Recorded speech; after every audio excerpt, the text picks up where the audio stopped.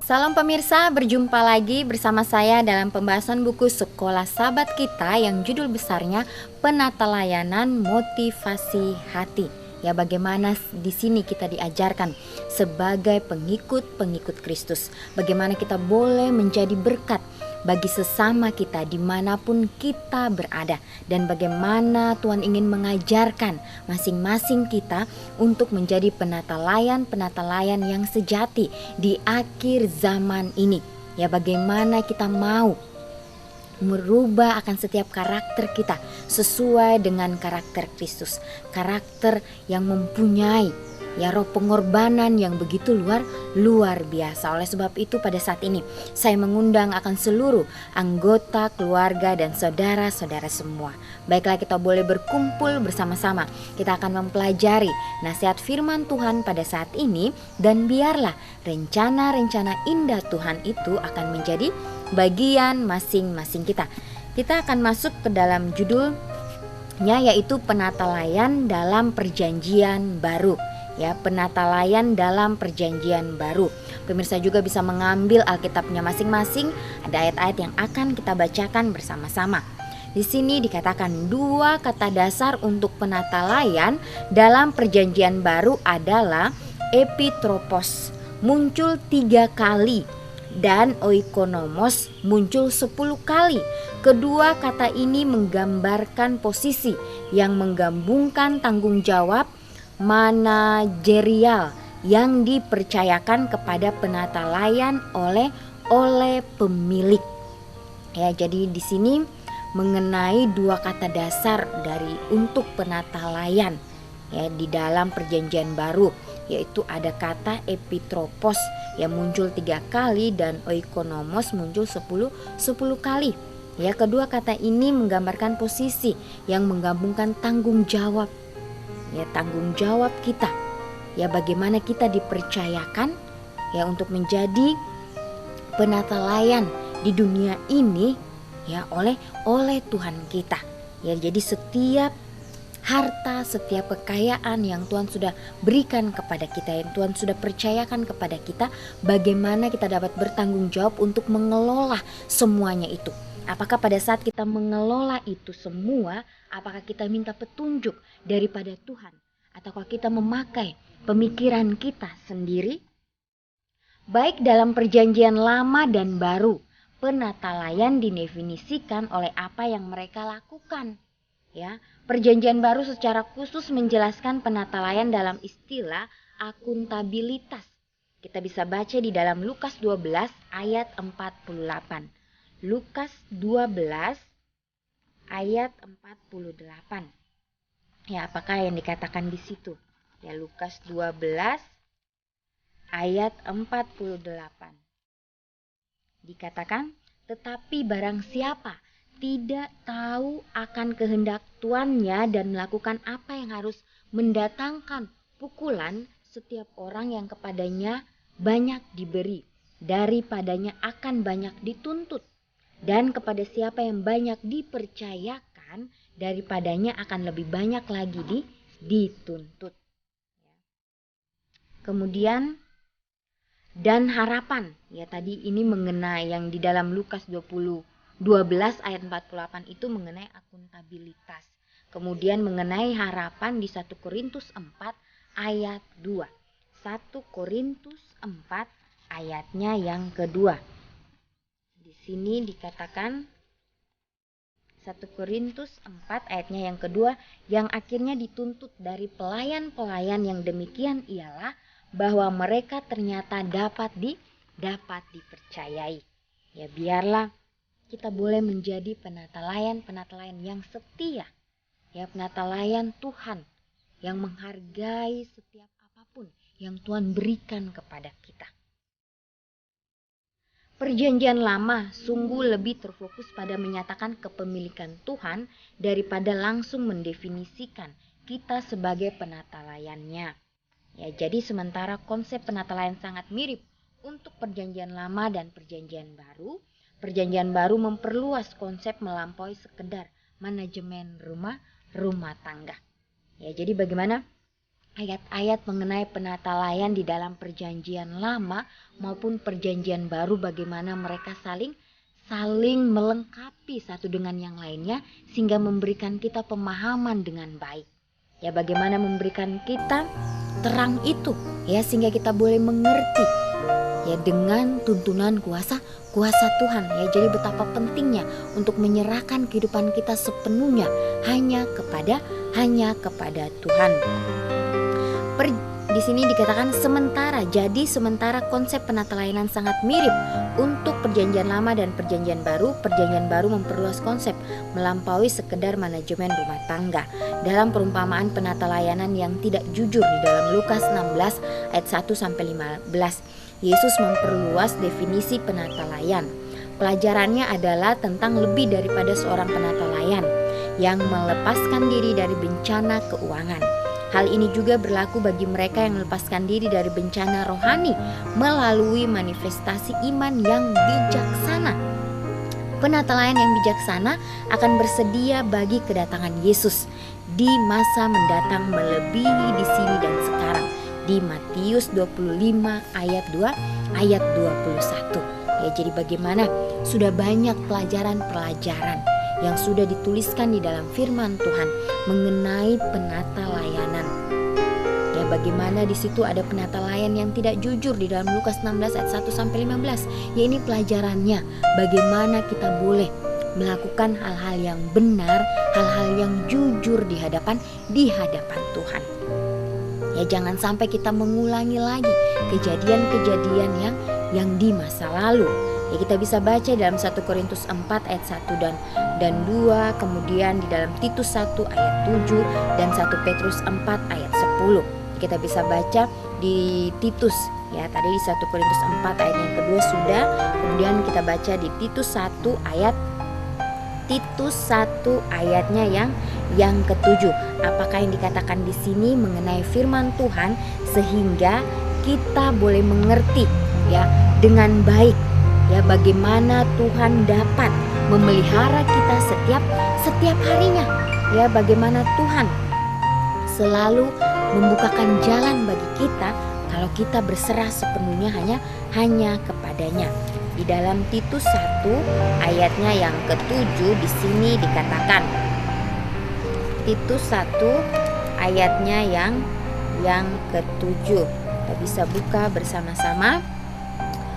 Sebab sebagaimana pengatur rumah Tuhan, seorang penilik jemaat harus tidak bercacat, tidak angkuh, bukan pemberang, bukan peminum, bukan pemarah, tidak serakah.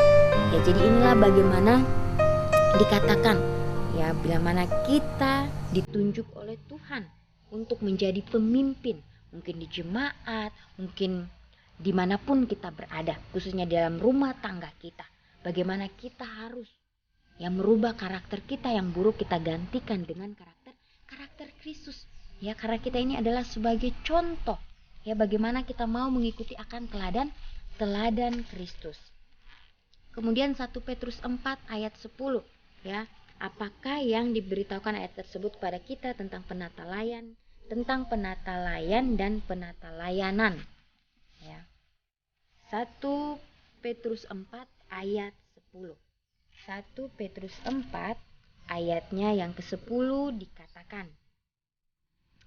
layanilah seorang akan yang lain sesuai dengan karunia yang telah diperoleh tiap-tiap orang sebagai pengurus yang baik dari kasih karunia Tuhan.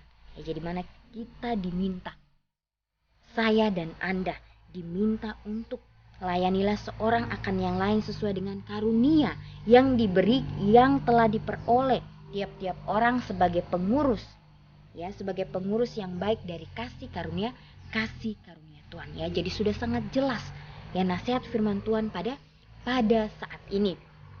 Haruskah saya membuka hati pada Roh Suci agar setiap kemampuan dan energi yang Tuhan telah mandatkan kepada saya dapat dibangunkan? Ya, tentunya kita harus membuka akan hati kita untuk menerima akan kuasa Roh Suci itu, sehingga dapat menuntun kita ke jalan yang benar. Saya adalah milik Kristus. Ya, kita boleh katakan bersama-sama, saya adalah milik Kristus dan saya bekerja di pelayannya. saya penata layan kasih karunia-Nya. Ellen G. White, Fundamentals of Christian Education, halaman 301.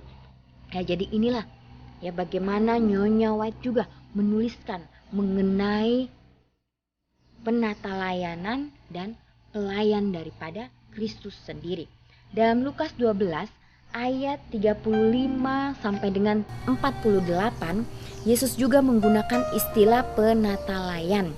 Secara metaforis, dia berbicara tentang penatalayan bijaksana yang siap untuk kedatangan Anak Manusia dan menggambarkan penatalayan tidak setia sebagai seorang yang telah berhenti mengurus karena tuannya telah menunda kedatangannya. Penatalayan yang tidak setia telah berubah menjadi seorang yang kejam dan telah menjadi kasar kepada orang-orang di sekelilingnya. Dia bukan lagi teladan perbuatan baik atau pengelola akan kasih karunia. Ya, ketika kita menerima Kristus, kita adalah penatalayan, dipanggil untuk mengelola sumber daya Tuhan. Tetapi yang lebih penting, kita harus mengelola realitas rohani kehidupan Kristen dalam persiapan ke surga. Ya, jadi sudah jelas nasihat firman Tuhan pada saat ini. Bila kita mengaku bahwa kita adalah pengikut Kristus, ya dikatakan ketika kita menerima Kristus, kita adalah penatalayan, ya dipanggil untuk mengelola sumber daya Tuhan. Tapi dari semuanya itu yang lebih penting, kita harus mengelola realitas rohani kehidupan Kristen dalam persiapan kita ke surga. Ya, jadi bagaimana kita dapat ya mengoreksi akan diri kita masing-masing. Apakah saya memang sudah benar-benar tulus, sudah benar murni mengasihi Tuhan di dalam kehidupan saya? Ya, kita datang kepada Tuhan, kita doakan itu dengan sungguh-sungguh. Ya, bila mana kita sudah mengasihi Tuhan dengan sepenuh hati kita, otomatis ya bagaimana Tuhan ya akan membukakan jalan sehingga kita pun akan dapat mengasihi orang-orang di sekitar kita. Ya, kalau kita mengingat perjalanan Yesus pada saat dia berada di dunia, ya bagaimana Yesus apapun yang dia lakukan, dia tanyakan kepada Bapaknya, dia menunggu saat daripada Bapaknya sehingga dia berjalan sesuai dengan kehendak Bapa di surga. Ya, sehingga pada saat dia ya berada di dunia ini, dia menunjukkan akan karakternya yang sempurna. Ya, Yesus datang ke dunia ini, ya dia juga sebagai manusia, sebagaimana kita saat ini.